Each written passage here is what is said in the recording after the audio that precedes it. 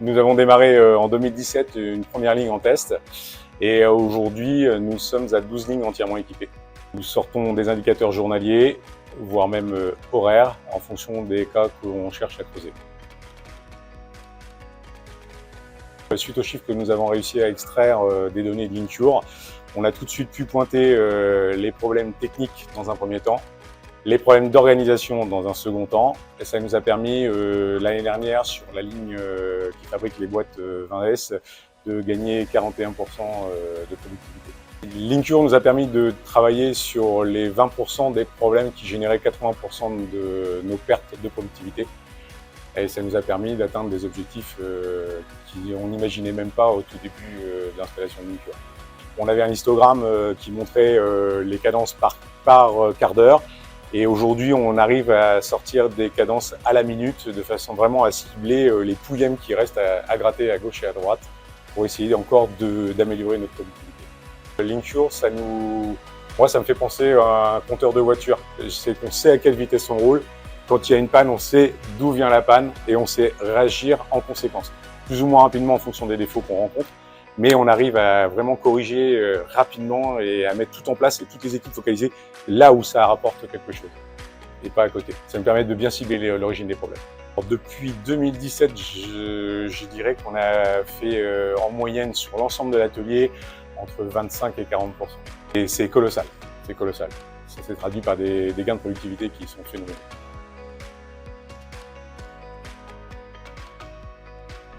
Tous les matins, on fait une réunion d'une demi-heure, une réunion d'équipe où la production, le chef d'équipe, la maintenance, l'adjoint de prod et moi-même, on se réunit tous les matins pendant une demi-heure et on ravale tout ce qui s'est passé dans la journée, dans la nuit précédente et la journée précédente. Et on échange et ça permet de donner des directives très claires dès le matin sur tout ce que tout le monde doit faire dans l'après-midi. Là où il faut qu'on pointe le doigt, là où il faut éventuellement qu'on retourne dans le module Lincure pour sortir des données un peu plus précises quand on cherche à focaliser sur des points bien précis. Et c'est ce qui nous permet de faire de l'amélioration en continu en temps réel. Alors depuis fin d'année dernière, on a effectivement intégré le module qualité. Ça nous a permis de nous rapprocher de la qualité, d'avoir le même discours, de leur montrer que la qualité c'était aussi important pour la production, ce qui n'était pas forcément le cas au départ. Et on partage les mêmes données en temps réel et les contrôles que eux font ponctuellement correspondent réellement à ce que nous on fait sur ligne. Donc on est en termes de crédibilité, on est passé de 0 à 100. On a un confort d'exploitation des données, confort pour les opérateurs sur la saisie des données. On est en temps réel, on partage des informations avec le service qualité qui eux-mêmes ont pu lors d'un audit partager les données en temps réel sur ce qu'on était en train de relever. Donc il a été très satisfait de voir le niveau de finesse auquel on était en termes de partage d'informations. L'outil Lincure nous a permis de mettre le point aussi en termes de contrôle sur des problèmes qu'on rencontrait en clientèle et d'installer des nouveaux systèmes qui nous a permis de réduire et on suit aujourd'hui dans le module Lincure en temps réel que ce problème-là n'est plus répétable. C'est un vrai pilotage de la partie production et de la partie qualité et j'ajouterais aussi c'est un bon support sur la partie mesure quand on fait de l'amélioration continue. Dès qu'on met une action en place, on l'a identifié, on voit entre avant on était là, maintenant on est là et là on voit que vraiment notre action elle apporte ici. Lincure, c'était un nouvel outil, on était en test sur une seule ligne, c'était vraiment tout nouveau. Depuis 2018, j'ai paramétré 11 lignes de production. Donc le paramétrage des lignes, c'est définir toutes les références de production dans les ateliers, les cadences associées à ces références. On peut paramétrer le moindre arrêt, que ce soit la pause des opérateurs, un changement de production, mais aussi tous les aléas qu'on peut rencontrer sur une ligne de production.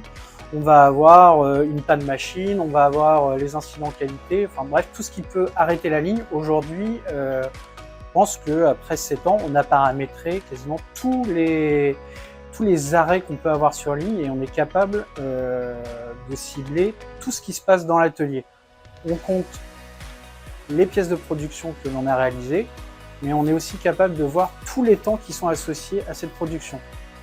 Comment on a produit, à quel moment on a produit et sous quelles conditions on a produit. On cherche à mesurer, dans un premier temps, la performance. Et il a fallu amener ça, le présenter aux opérateurs, leur expliquer que c'est pas de la performance pure et dure qu'on cherche à mesurer, c'est un taux de fonctionnement de la ligne, un taux d'efficacité de la ligne.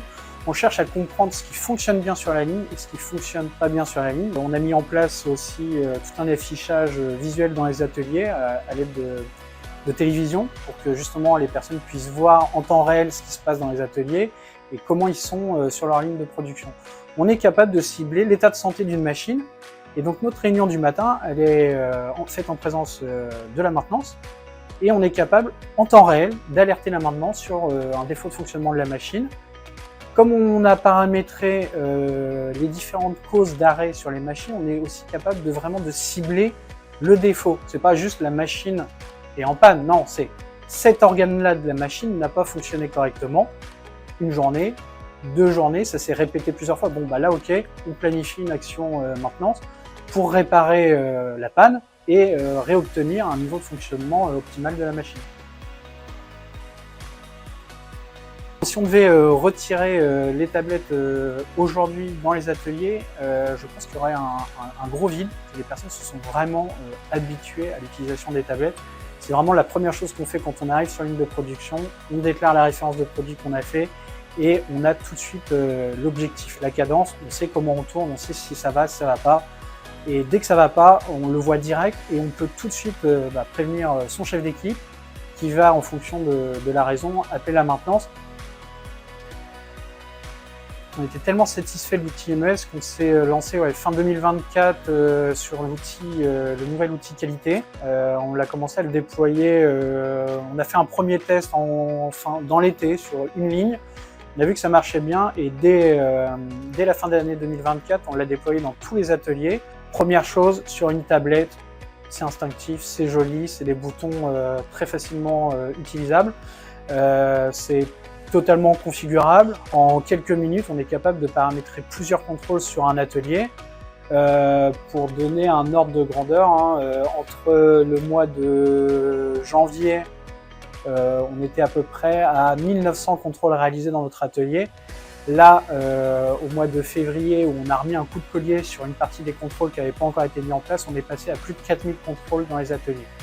Donc, plus de 4000 contrôles sur un mois, c'est quasiment 12 contrôles par machine par quart. C'est énorme. On utilise Lincure tous les jours depuis 2017. Ça nous a permis d'avoir un meilleur rendement au niveau de la production. Avant, on ne suivait pas vraiment les chiffres qu'on produisait.